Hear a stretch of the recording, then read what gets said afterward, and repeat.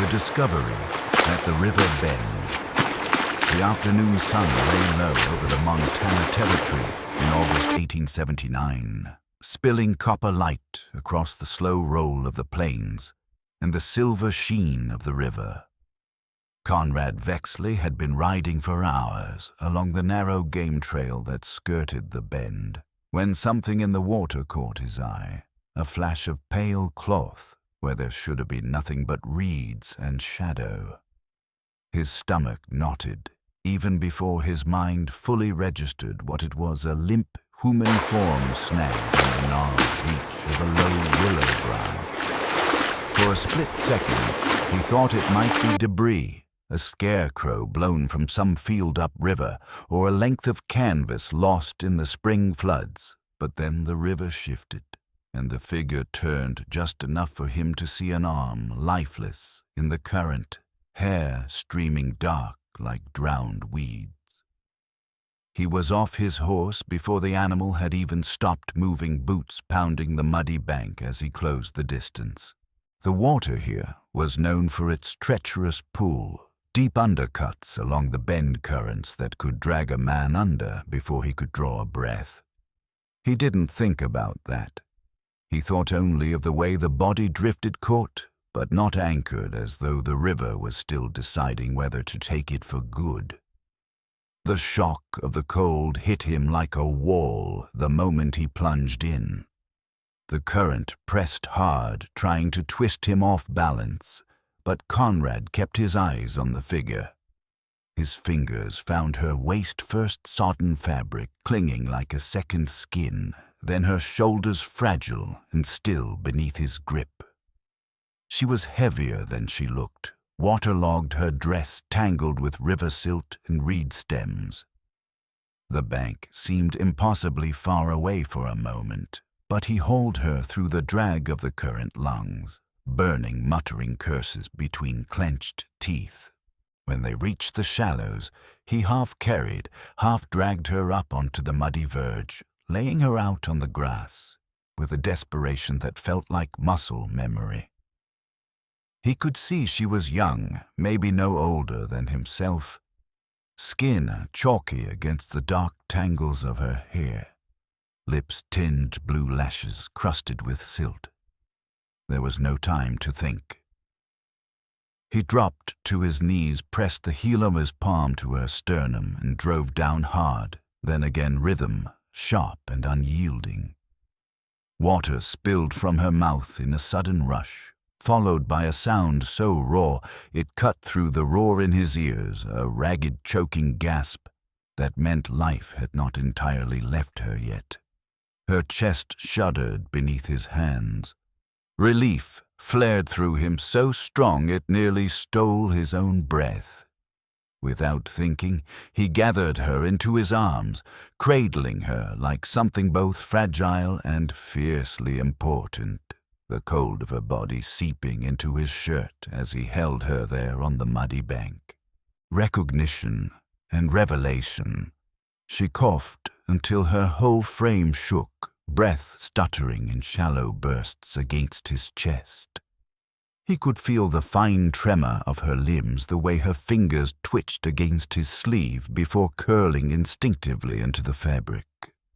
Her eyelids fluttered open, not fully, just enough for him to see the confusion and pain swimming there, and then her gaze fixed on his face as if it were something she had seen before, but didn't trust was real.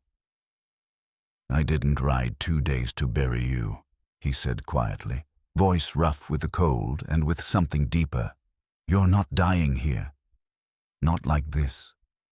Her lips moved, barely forming words, and then a rasp so thin it seemed like it might vanish with the wind. "Conrad." The sound of his own name from her mouth hit him like a hammer to the chest. He froze, searching her face, tracing the lines that time had drawn there, the thinner cheeks, the faint shadow of a bruise along her temple, the exhaustion etched into every curve, but beneath it all, undeniably, it was her. Zadeie Allender.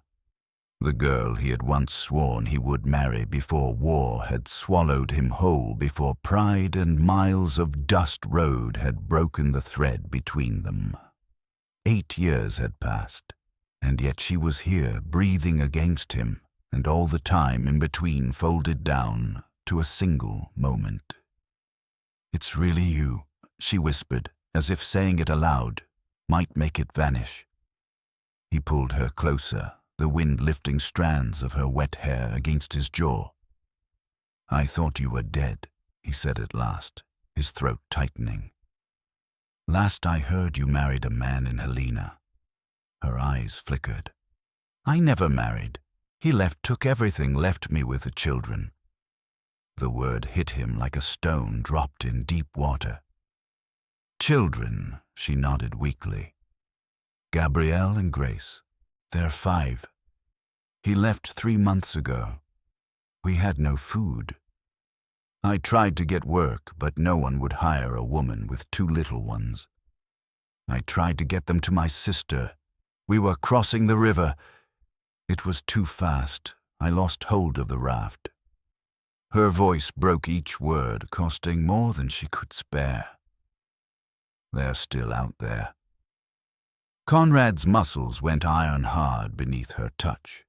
He was already on his feet before she had finished rifle, swinging up to his shoulder saddle straps, tightening under his hands. "Where did you leave them?" She told him an old barn a mile back over the ridge, and he was moving, eyes hard and fixed. "Stay warm. I'll bring them." She tried to rise to argue, but the attempt left her swaying. He didn't wait for more. "Zadeie, listen to me. I'm getting them. You just keep breathing." And then he was gone, vanishing into the dark green line of the trees. Rescue and reunion. The hour that followed was the longest she could remember. The river's roar seemed louder without him there, the wind colder against her damp skin, even with the blanket tight around her shoulders. Every so often she thought she heard hoofbeats, but they faded into the rustle of leaves or the snap of some small animal in the underbrush. Her mind kept circling back to the last time she had seen him, spring of 1871, when he had kissed her under the shadow of his father's barn and promised to come back once he'd saved enough to build a life for them both. Letters had come for a while. Then they'd stopped. She had told herself he'd moved on, tried to believe she should do the same, but the wanting had never quite gone away. Now he had returned out of nowhere at the edge of the river, just in time to pull her back from the brink. By the time Conrad emerged from the tree line again, dusk had draped the world in bruised colors. He was out of breath, sweat darkening his shirt despite the cooling air, and in his arms he carried 2 small bundles of life, one on each hip. Gabriel's wide eyes went straight to her, his face breaking into relief as soon as he saw her. Grace clung to Conrad's neck, refusing to look anywhere else. Mama Gabriel cried, running to her the moment Conrad set him down. Zadeie's arms wrapped around both children, pulling them in so tight it almost hurt, tears spilling freely as she murmured, "You're safe. You're safe." Conrad stood a few feet away, watching the reunion without a word. When she finally looked up, still holding them close, her eyes found his. "You found them?" she asked. His answer was simple, steady. "I said I would." She nodded, her voice thick. "Thank you." He crouched beside her, then brushing wet hair from her face, with a gentleness that made her chest ache. "I'll get you all to shelter. There's a cabin a few hours north. Belongs to an old friend. You need rest." She whispered that she had nothing left, and he answered just as quietly, "You have me." For a heartbeat she could only stare at him, at the stubble on his jaw, the tear in his shirt, the green eyes that hadn't changed. "You came for me," she breathed. "I never stopped wanting to," he said. And then he was helping her to her feet, lifting the children onto the horse, keeping her close in front of him as they rode into the gathering dark. The children curled against his back, she against his chest, and every so often he bent his head to whisper something low. Fragments of promises made long ago, carried through years, and now perhaps ready to be kept. The first morning and unfinished stories. Dawn crept gently over the pines, turning the frost that clung to the roof into threads of silver. The cabin sat quiet beneath that thin light smoke curling lazily from the chimney. Inside, the air smelled faintly of ash and pine sap, the fire in the hearth still smoldering from the night before. Zadeie sat near it on a woven stool, her damp dress from yesterday hanging on a makeshift line strung between two rafters. She wore one of Conrad's old wool shirts, the fabric rough but warm against her skin, the sleeves rolled well past her elbows. Across the small room, the children still slept wrapped in furs on a straw mattress, pushed against the far wall, their faces turned toward each other like they drifted into the same dream. Conrad stepped inside from the porch, his boots carrying a trace of dew, a canvas sack slung over his shoulder. He set it down quietly, careful not to wake the little ones, and glanced at her. "You eat." His voice was low, a habit formed from years of needing to speak without disturbing the world around him. She nodded. Some. The bread was hard, but it was good. He rummaged through the sack, pulling out a tin of dried apples, a wedge of cheese, and a coil of twine. "Tomorrow I'll ride to the trading post. Get flour beans. Maybe a bit of salt pork if the price hasn't gone up again." "You don't have to do all that," she said, eyes fixed on her hands tangled in her lap. He poured hot water from the kettle into a tin cup and set it in front of her. "I'm not doing it out of pity." She took the cup but didn't drink right away, watching the steam curl toward the rafters. "You always took on more than was yours to carry," she murmured. He leaned against the door frame, arms crossed loosely. "Don't see it that way." For a moment, the only sound was the pop of the fire and the slow, even breathing of the children. Outside, something moved near the tree line. Maybe a bird, maybe just the wind in the branches.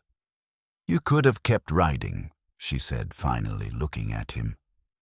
"I could have," he answered, "but I didn't." They fell into a silence that wasn't cold, but weighted the kind that comes when there's too much history for small talk. She turned the cup in her hands, and then asked the question that had been needling at her since the river. After the letters stopped, "Where did you go?" He didn't look away. Was working cattle down near Abilene. Got jumped one summer moving a herd. Took a shot through the side. 6 months before I could walk proper again.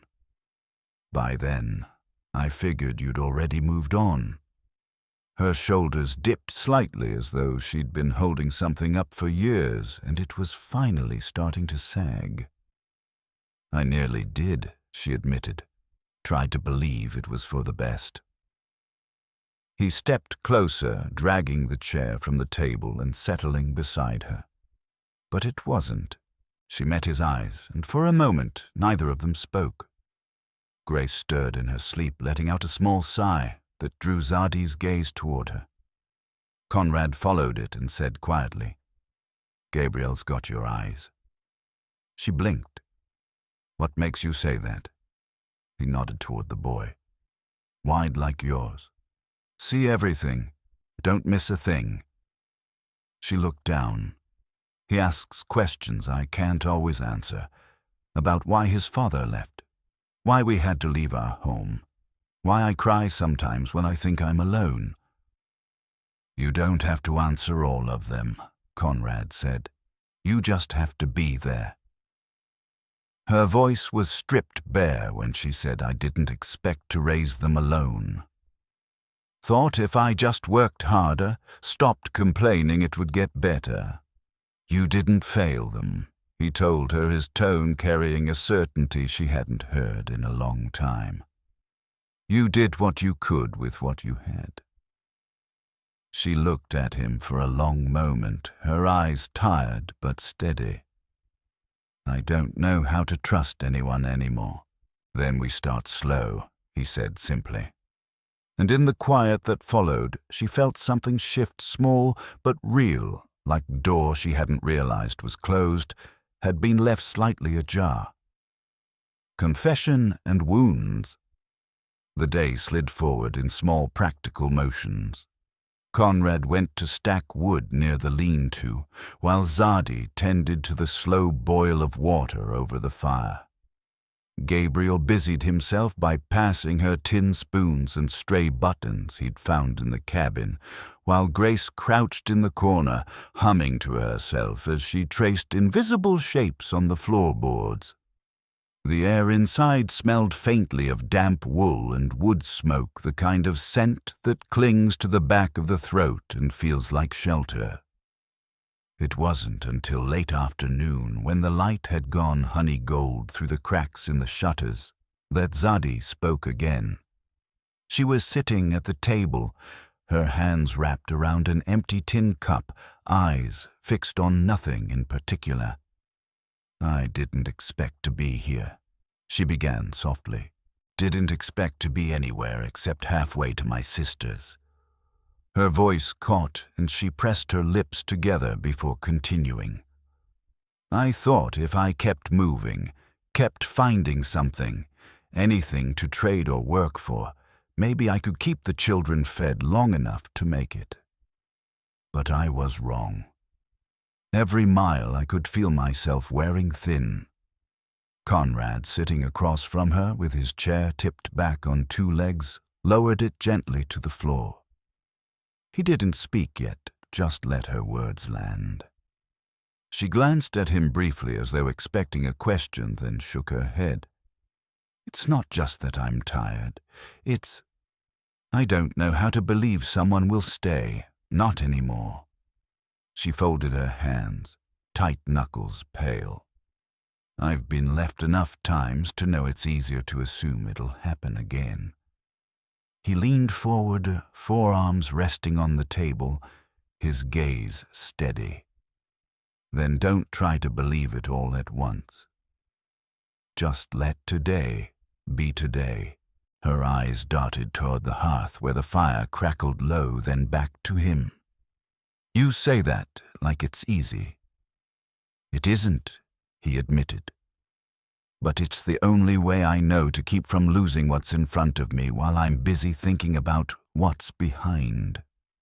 Something in her face shifted, not exactly trust, but a loosening around the edges. She looked toward the children again, her voice lower now. I've made mistakes. Tried to hold on to things that were already gone. Tried to make a home out of pieces that never fit. You did what you could with what you had, he said, echoing the words from that morning.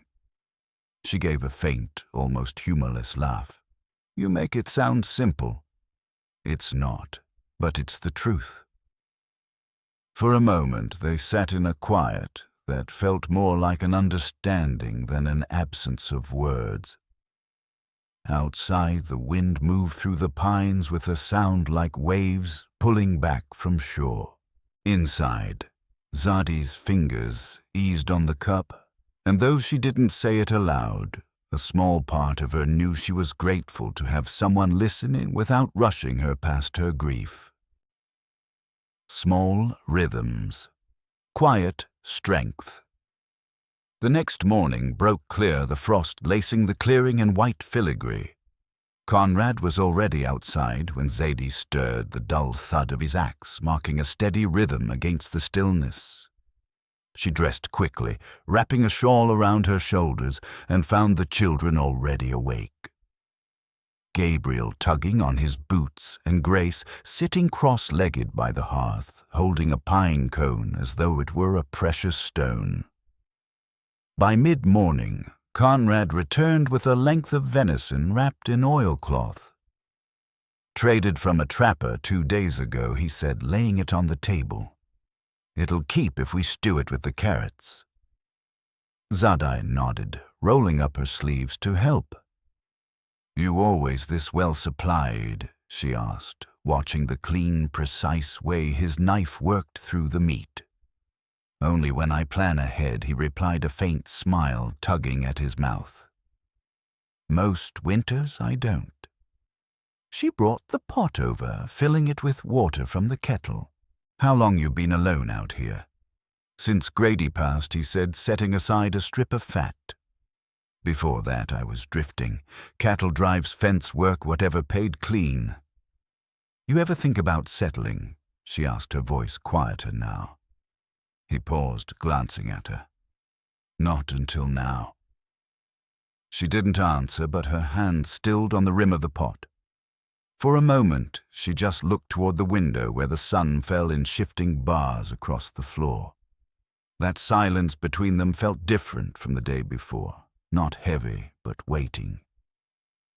That night after supper, she stepped out onto the porch while he banked the fire inside. The air was sharp with resin and cold earth, the moon pale above the ridge. Conrad joined her arms, folded loosely. "You can see the whole slope from here," she said. "Hawk nests up there in the spring," he replied. "You hear them before you see them." She smiled faintly. "You remember the first time we talked about leaving Montana beside my father's barn," he said, the memory slipping into his voice. "You were holding a basket of eggs, and I was bleeding from the jaw." She laughed, soft and surprised. "That's right. You'd fought Levy Baines over that bay mare. And he told me if I looked your way again, he'd finish what he started." "You didn't listen," she said. "No," he admitted. "I didn't." The night on the porch. The wind stirred the trees, carrying the low call of an owl somewhere deep in the timber. Neither of them moved. The quiet was thick, but not suffocating like a blanket laid over something fragile. Zadeie's gaze stayed fixed on the dark edge of the ridge. "I don't know what you think this is," she said finally. "Me being here, but I can't promise anything. Not yet." "I'm not asking you to," Conrad replied. "I'm just asking you to stay." She turned toward him, searching his face in the dim light. "You still wear that same look when you mean something." "And I mean this," he said, his voice low but certain. For a long moment she said nothing. Then she reached up, brushing the back of her fingers along the rough line of his jaw. "I didn't think I'd feel anything again. You don't have to call it anything," he told her. "Just let it be." Her hand lingered against his face. "I was drowning long before that river took me." "I'll keep pulling you out," he said, "as long as it takes." He took her hand, then not gripping like a vow, but holding it like a tether. She didn't pull away. Inside the fire dimmed to embers, outside the porch creaked under their weight. The moon slid behind the ridge, and still they stayed two people suspended between what had been lost and what might yet be found. Autumn questions. By the time September settled across the ridge, the air had taken on that cool, dry sharpness that spoke of winter's first reach. Mornings began with frost edging the high grass and ended in soft winds that smelled faintly of hay and pine dust. The cabin found its rhythm, Conrad mending fence rails at the edge of the clearing, Zadeie walking the narrow trail to Mrs. Yates for milk. Gabriel shadowing Conrad's every step, and Grace inventing long, whispered stories to the trees behind the chicken coop they'd cobbled together from salvaged boards. It was on one of those afternoons, a pale sky stretched high overhead, that Zadeie came back from Mrs. Yates's with a sloshing pail and news. She asked if we'd help clear the brush from her northern field before snow takes root. She said, setting the pail down near Conrad's boots. He was stripping bark from a rail, sleeves rolled sweat, making clean lines down the dust on his forearms. "Think she'd let me borrow that old plow under the lean-to?" he asked, leaning on the handle.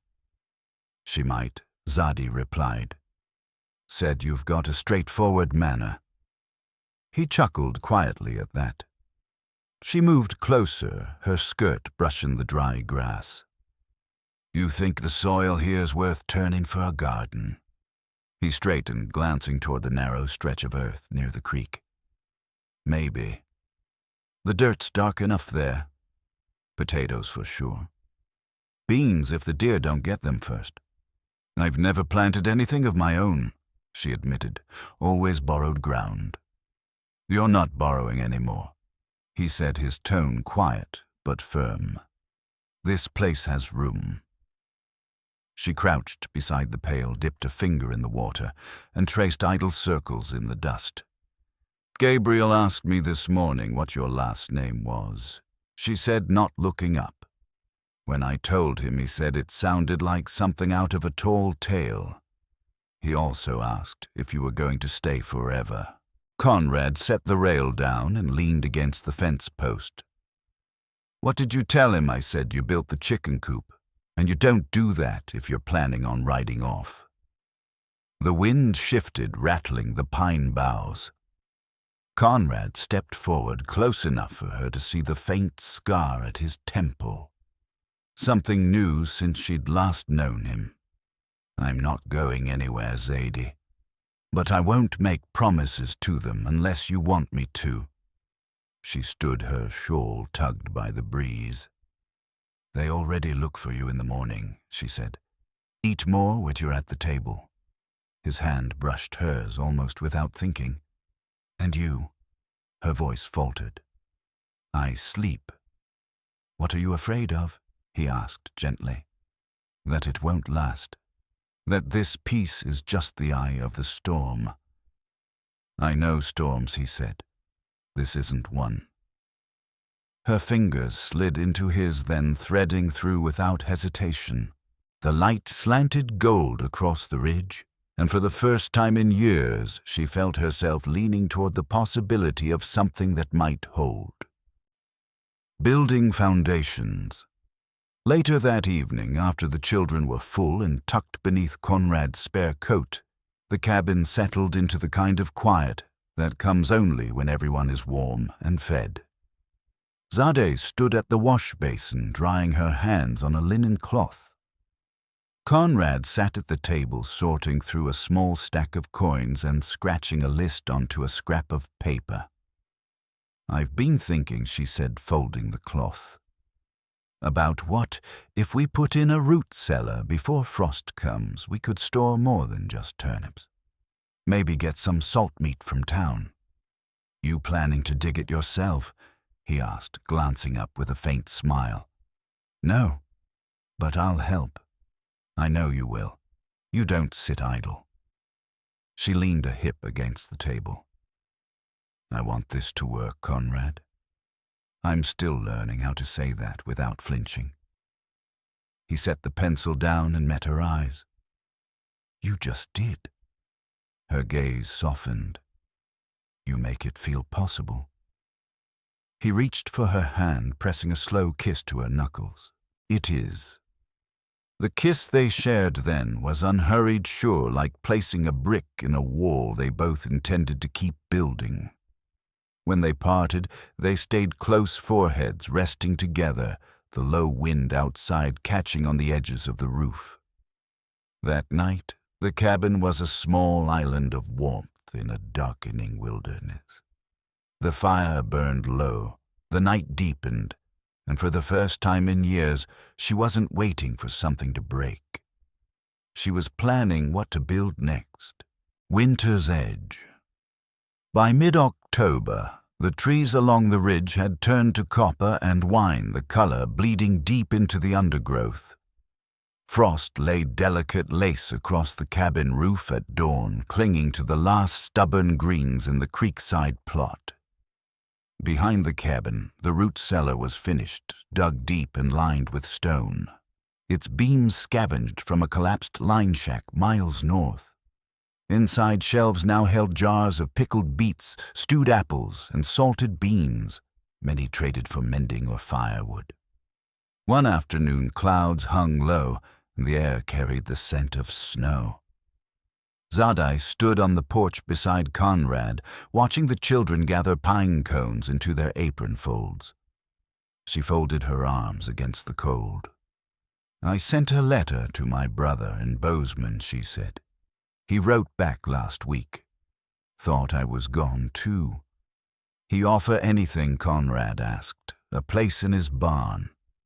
A faint smile touched her lips. "But he said if I'd found a better man than the last, I ought to stay put." Conrad's gaze shifted back to the clearing. "Then he's got sense." She reached for his hand. "I told him we were all right here. You believe it, I do?" From the yard, Grace called out for a ribbon she'd dropped, and Gabriel shushed her like he'd seen Conrad do when working. Zadeie stepped down, retrieved the ribbon, and tucked it into her daughter's hand. Grace beamed, running back to her brother. "They sleep better now," Zadeie said as she returned. "Don't ask for things I can't give." Conrad touched her wrist, his thumb brushing once. "You give them more than you know." The wind shifted, carrying the first hint of winter's bite, but the air between them held steady. This wasn't just survival anymore. It was the beginning of something meant to last. The blue calico and the sense of home. That night, after the children had been put to bed and the fire burned low enough to make the shadows reach long across the cabin walls, Conrad rose from his chair and stepped to the high shelf above the hearth. He took down a small cedar box, the lid worn smooth from years of being handled, but never opened. Setting it on the table between them, he lifted the latch and folded it open with care. Inside, wrapped in a piece of muslin, was a length of fine blue calico, its surface patterned with tiny white blooms. "I bought this in Helena," he said, his voice carrying that strange mix of pride and regret. "Years back. Meant it for you once, but I thought I'd never get the chance to give it." Zadeie unfolded the cloth slowly, the softness of it a surprise in her work-worn hands. The color caught the lamplight, not bright, but deep, like the shade of sky just before evening gives way. "I'd forgotten this color," she said, her voice dipping low. "I wore something like it the day you left." "I remember," he said without hesitation. She held it to her chest for a moment, then met his eyes. "I never thought I'd want to wear something pretty again." "You don't have to dress up for me," he told her, leaning forward slightly. "I know," she replied, and this time a smile touched her whole face, chasing away the lingering shadows. "But I want to." For a moment, neither of them moved, and then she stepped around the table, the calico still pressed to her. When she reached him, he stood and let her close the space between them. She kissed him slow, certain the kind of kiss that doesn't need to be proven, only felt. His arms came around her, pulling her in against the steady warmth of his chest. "You're home now, Zadeie," he murmured into her hair. For the first time in years, the word didn't feel like a place she had to earn. It felt like somewhere she already belonged. Gifts from town and the first snow.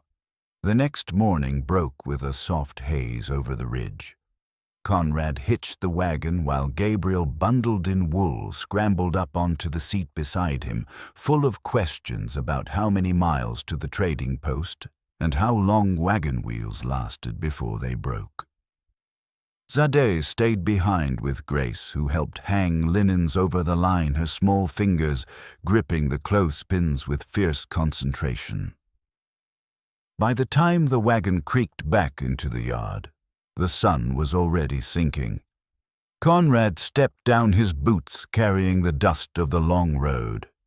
In his arms he held a bundle wrapped in brown paper. He set it on the table and unwrapped it slowly. A sturdy pair of boots for Gabriel, a tin of molasses for Grace, and tucked neatly at the bottom a square of chocolate wrapped in waxed cloth. "I thought it was past time you had something sweet," he said, brushing dirt from his sleeve. She looked up at him, her eyes warm in a way that reached past the surface. "I already do." That night they ate supper by lamplight. Afterward, Conrad carried Grace to her bed, tucking the blanket snug around her shoulders, while Zadeie braided Gabriel's hair to keep it from tangling in his sleep. Outside, the wind shifted, and the first flakes of snow drifted past the window slow, at first then thicker, until the world beyond the cabin blurred to white. Later, lying together in the narrow bed, Zadeie rested her head against his chest. "What will we do when spring comes?" she asked softly. "Plant," he said, his hand tracing a line down her back. "Fence the south slope. Maybe raise chicks if we can keep the foxes out. And after that, whatever you want. We've got time." She traced the edge of his collarbone with her fingertips. "I want to stay right here." "With you." "Then that's what we'll do." Outside, the snow thickened, settling into the kind of quiet that holds the night steady. Winter into spring. The months that followed moved at their own deliberate pace. The root cellar stayed full each jar, and sack a small promise against hunger.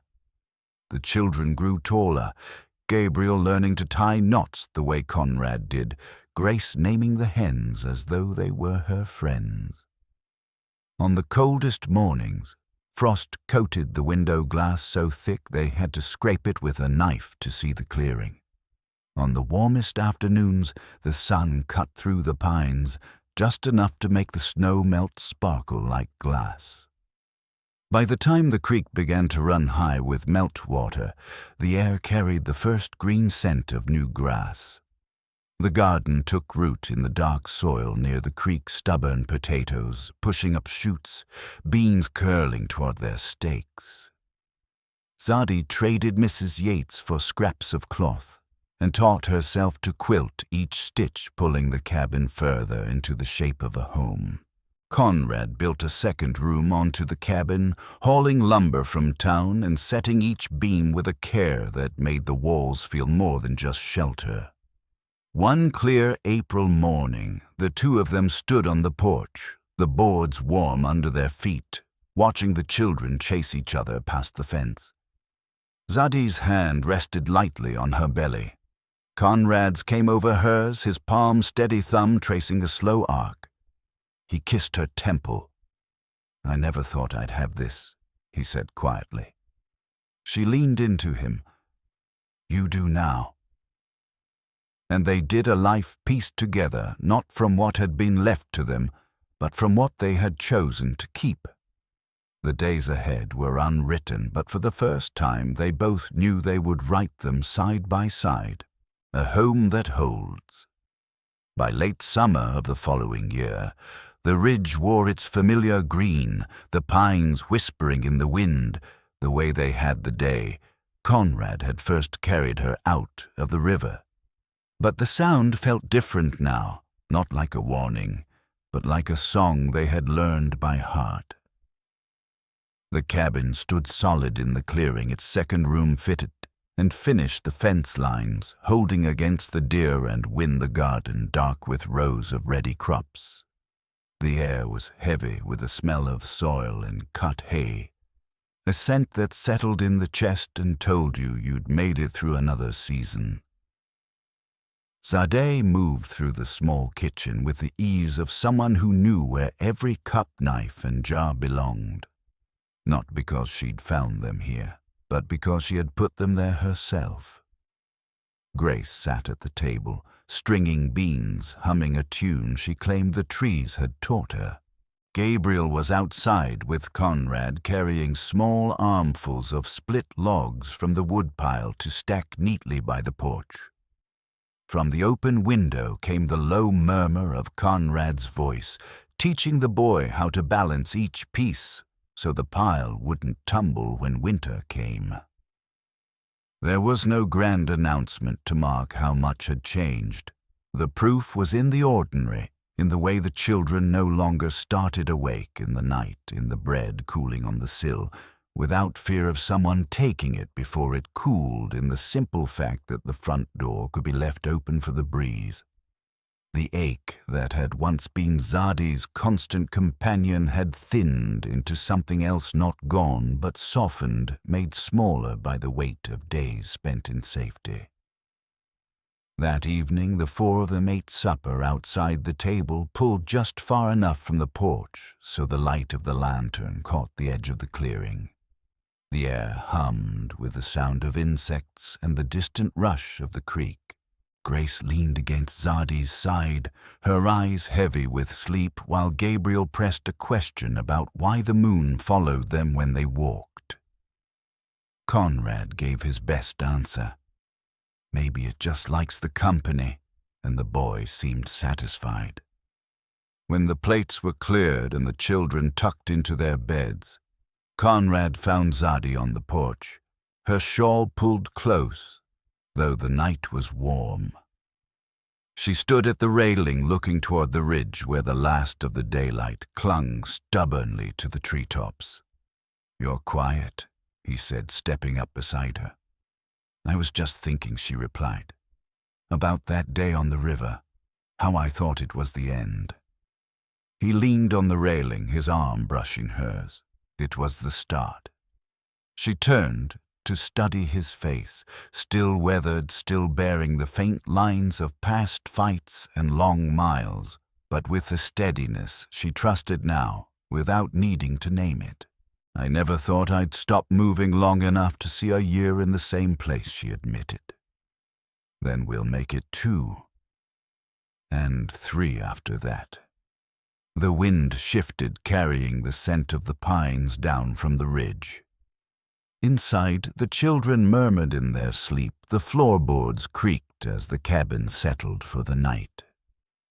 Zadeie reached for his hand, and he took it the way he had the first time, not as a chain, but as a tether, something to hold against the current. They stayed like that until the lantern burned low, until the ridge faded into shadow, until the stars came bright and unbroken over the clearing. And when they finally went inside, closing the door softly behind them, the cabin seemed to breathe with them, not just sheltering them from the world, but keeping the shape of the life they had built inside its wall. It was not the life they had planned all those years ago. It was better.